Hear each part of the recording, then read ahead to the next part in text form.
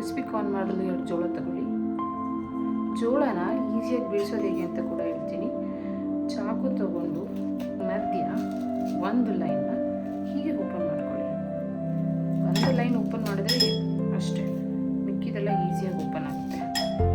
First ಒಂದು line ಮಾತ್ರ open ಮಾಡೋದು ಸ್ವಲ್ಪ ಕಷ್ಟ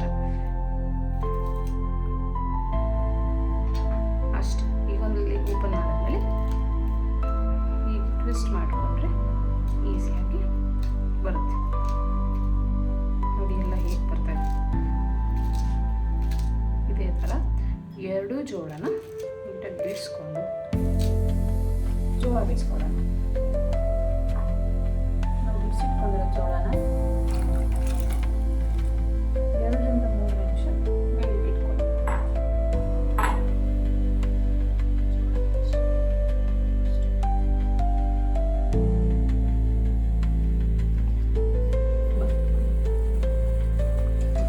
ಕಾರ್ನ 2 ರಿಂದ 3 ನಿಮಿಷ ಬೇಯಿಸ್ಕೊಂಡ್ರೆ ಸಾಕಾಗುತ್ತೆ. ಈ ಥರ ಬೇಯಿಸ್ಕೊಂಡ್ರೆ ಕಾರ್ನು ಮೇಲಿಂದ ಕ್ರಿಸ್ಪಿ ಆಗಿರುತ್ತೆ, ಆದರೆ ಒಳಗಡೆ ಸಾಫ್ಟ್ ಆಗಿರುತ್ತೆ. ಆವಾಗ ತಿನ್ನಲಿಕ್ಕೂ ಚೆನ್ನಾಗಿರುತ್ತೆ, ಚೆನ್ನಾಗಿ ಬೆಂದಿದೆ ಅಂತ ಕೂಡ ಅನ್ಸುತ್ತೆ. ನೀರೆಲ್ಲ ತುಂಬ ಇರಬಾರ್ದು, ಚೆನ್ನಾಗಿ ಸೋರಿಸ್ಕೊಂಡು ಸಪ್ರೇಟ್ ಬೌಲ್ಗೆ ಹಾಕೋದು. ನೀರು ಇರಬಾರ್ದು, ಆಗ ಚೆನ್ನಾಗಿ ಅನ್ಸುತ್ತೆ.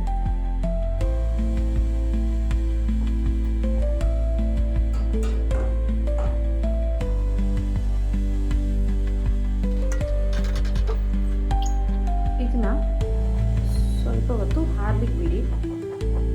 2 ರಿಂದ 3 ನಿಮಿಷ ಬಿಟ್ಟರೆ ಅದಾಗೆ ರೂಮ್ ಟೆಂಪ್ರೇಚರ್ಗೆ ಬರುತ್ತೆ. ಜಾಸ್ತಿ ಬಿಸಿ ಇದ್ದರೆ ಅದಕ್ಕೆ ಕೋಟಿಂಗ್ ಮಾಡ್ಲಿಕ್ಕೆ ಕಷ್ಟ ಆಗುತ್ತೆ. 2 ರಿಂದ 3 ನಿಮಿಷ ಹಾರ್ಲಿಕ್ಕೆ ಬಿಡಿ.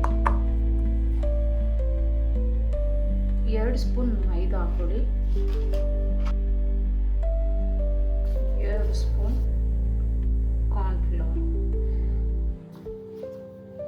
ಹಾಕೊಂಡು ಚೆನ್ನಾಗಿ ಕೋಟ್ ಮಾಡ್ಕೊಳ್ಳಿ. ಪ್ರೆಸ್ ಏನು ಮಾಡೋದು ಬೇಡ, ಸುಮ್ಮನೆ ನೀಟಾಗಿ ಮಿಕ್ಸ್ ಮಾಡಿದ್ರೆ ಕೋಟಿಂಗ್ ಆಗುತ್ತೆ. ಮಿಕ್ಸ್ ಮಾಡಿಕೊಂಡು ಒಂದು ಸ್ವಲ್ಪ ಹೊತ್ತು ಸೈಡಲ್ಲಿ ಇಡಿ. ಅದು ನೀಟಾಗೆಲ್ಲ ಕೋಟ್ ಆಗಿರುತ್ತೆ. ಇಟ್ಸ್ ರೆಡಿ ಫಾರ್ ಫ್ರೈ ಮಾಡಲಿಕ್ಕೆ. ಈಗ ಮಾಡಿದ್ರೆ ಕೆಳಗಡೆ ಅದ್ರಲ್ಲಿ ಏನು ಉಪ್ಪಿರುತ್ತಲ್ಲ ಅದೆಲ್ಲ ಎಕ್ಸ್ಟ್ರಾ ಏನು ಪೌಡ್ರ್ ಇದ್ದರೆ ಅದು ಕೆಳಗಡೆ ಸೇರ್ಕೊಳ್ಳೋದು. ಅದನ್ನೇ ನಾವು ಫ್ರೈ ಮಾಡೋಕ್ಕಾಗಿಲ್ಲ. ಅದು ಜೋಳ ನೀಟಾಗಿ ಕೋಟ್ ಆಗೋ ಟೈಮಲ್ಲಿ ಎಣ್ಣೆನ ಕಾಯ್ಲಿಕ್ಕೆ ಇಟ್ಕೊಳ್ಳಿ. ಎಣ್ಣೆ ಜಾಸ್ತಿ ಏನು ಬೇಕಾಗಿರೋಲ್ಲ. ನೀವು ಜೋಳ ಎಷ್ಟು ಕ್ವಾಂಟಿಟಿ ತೊಗೊಂಡಿರ್ತೀರ ಅದು ಬೇಸಿಸ್ಮೇಲೆ ಇಟ್ಕೊಳ್ಳಿ. ನಾನು ಸ್ವಲ್ಪನೇ ಹಾಕೋತೀನಿ, ಸಾಕಾಗುತ್ತೆ. ಎಣ್ಣೆ ಚೆನ್ನಾಗಿ ಕಾದಿದ ತಕ್ಷಣ ಅದಕ್ಕೆ ಜೋಳ ಹಾಕೊಂಡು ಫ್ರೈ ಮಾಡ್ಕೋಬೇಕು. ಆದಷ್ಟು ಹೆಲ್ದಿ ಆಗಿರೋ ಆಯಿಲ್ನ ಯೂಸ್ ಮಾಡಿ. ನಾನು ಕೊಬ್ಬರಿ ಎಣ್ಣೆ ಯೂಸ್ ಮಾಡ್ತಾ ಇದ್ದೀನಿ. ಒಬ್ಬೊಬ್ರು ಹೇಳ್ತಾರೆ ಒಬ್ಬೊಬ್ಬರಿಗೆ ಕೊಬ್ಬರಿ ಎಣ್ಣೆ ಸೆಟ್ ಆಗಲ್ಲ, ಬಟ್ ಆ್ಯಕ್ಚುಲಿ ರೂಢಿ ಅದು ತುಂಬ ಹೆಲ್ತಿ ಕೂಡ ಆ್ಯಂಡ್ ಟೇಸ್ಟು ಚೆನ್ನಾಗಿದೆ.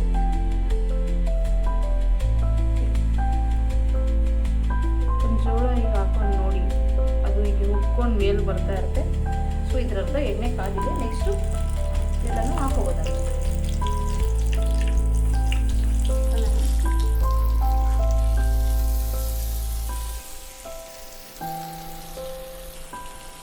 ಜೋಳ ಹಾಕಿದ ತಕ್ಷಣ ಸೌಟಲ್ಲಿ ಅಥವಾ ಜಾಲರಲ್ಲಿ ಅದನ್ನು ಅಲ್ಲಾಡಿಸ್ಬೇಡಿ. ಅದರದ್ದು ಕೋಟಿಂಗ್ ಎಲ್ಲ ಬಿಟ್ಕೊಬಿಡುತ್ತೆ. ಸ್ವಲ್ಪ ಬೇಯಲಿಕ್ಕೆ ಬಿಡಿ. ಸ್ವಲ್ಪ ಬೆಂದಾದ್ಮೇಲೆ ನೀವು ಆರಾಮಾಗಿ ಜಾಲಲ್ಲಿ ಅದನ್ನು ಹರಡಿಸ್ಕೊಬೋದು.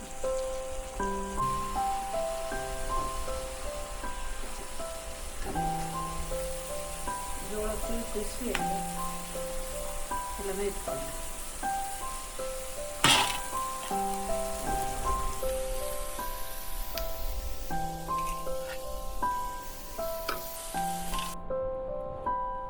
ಟೇಸ್ಟಿಗೆ ಬೇಕಾಗಿರುವಂಥ ಸ್ವಲ್ಪ ಉಪ್ಪು ಹಾಕೊಳ್ಳಿ. ಯಾಕಂದರೆ ನಾವು ಆಲ್ರೆಡಿ ಹಾಕಿದ್ದೀವಿ. ಕಾರ್ನ ಬೇಯಬೇಕಾದ್ರೆ ಸ್ವಲ್ಪ ಚಿಟಿಗೆ ಎಕ್ಸ್ಟರ್ನಲ್ಲಿಗೆ ಸೂಟಬಲ್ ಆಗೋಷ್ಟು ಅಷ್ಟೇ. ಅದ್ರ ಜೊತೆಗೆ ಸ್ವಲ್ಪ ಜೀರಿಗೆ ಪೌಡರ್,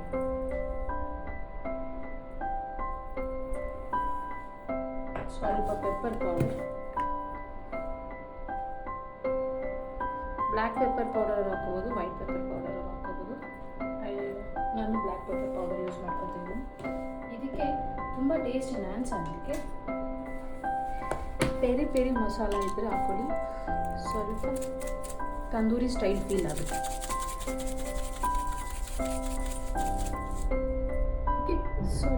ಸ್ವಲ್ಪ ಚಾಟ್ ಮಸಾಲ ಹಾಕೊಳ್ಳಿ, ಟೇಸ್ಟ್ ಸ್ವಲ್ಪ ಎನ್ಹಾನ್ಸ್ ಆಗುತ್ತೆ. ಖಾರಕ್ಕೆ ಬೇಕಾಗಿರೋಷ್ಟು ಸ್ವಲ್ಪ ಖಾರದ ಪುಡಿ ಹಾಕೊಳ್ಳಿ. ಆಲ್ರೆಡಿ ಪೆರಿ ಪೆರಿ ಮಸಾಲ ಹಾಕಿರೋದ್ರಿಂದ ಸ್ವಲ್ಪ ಖಾರದ ಪುಡಿ ಸಾಕಾಗುತ್ತೆ.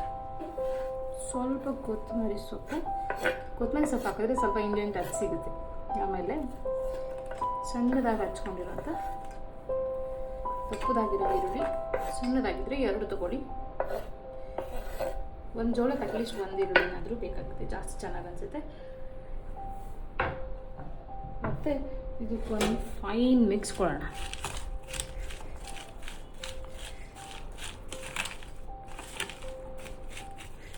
ಇದಂತೂ ಸೈಡ್ ಡಿಶ್ ಆಗಿ ತುಂಬ ಚೆನ್ನಾಗಿರುತ್ತೆ.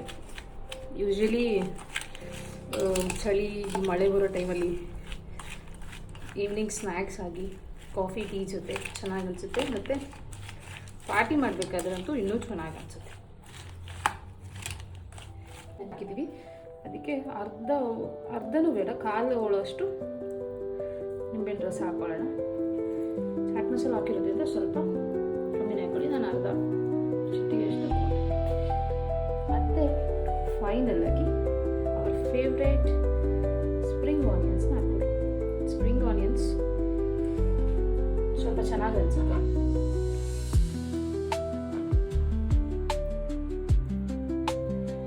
ಲೆಮನ್ ಮತ್ತು ಸ್ಪ್ರಿಂಗ್ ಆನಿಯನ್ ಆದಮೇಲೆ ಒಂದು ಫೈನ್ ಮಿಕ್ಸ್ ಕೊಡಿ. ಸರ್ವಿಂಗ್ ಬೌಲ್ಗೆ ಹಾಕೊಳ್ಳೋಣ. ಕೊಟ್ಟಾದ್ಮೇಲೆ ಸರ್ವಿಂಗ್ ಬೌಲ್ಗೆ ಹಾಕೊಳ್ಳೋಣ.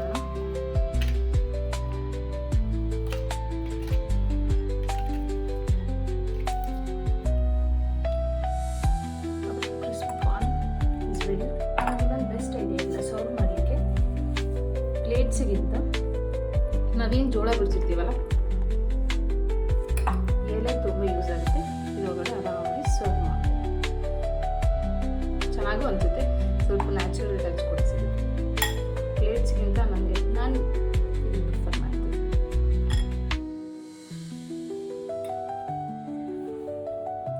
Crispy corn with 5 minutes recipe.